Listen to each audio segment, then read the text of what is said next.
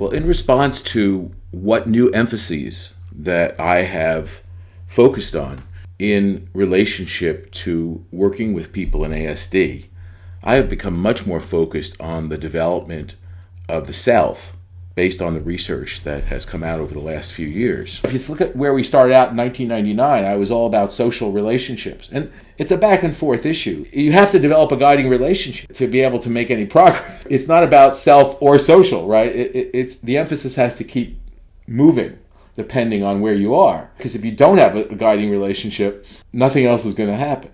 But I think when you think about what's the function of the guiding relationship, I've been really trying to emphasize guides taking a step back and not working as partners. Once you have a basic relationship, the issue is not to develop social partnerships with your child, but to develop their sense of self, their empowerment, their competence, their mind, their thinking, their decision making, and not to just see yourself as a simulation of a social interaction as your value as a guide. So I do think that for me, that's been a big change over the last few years.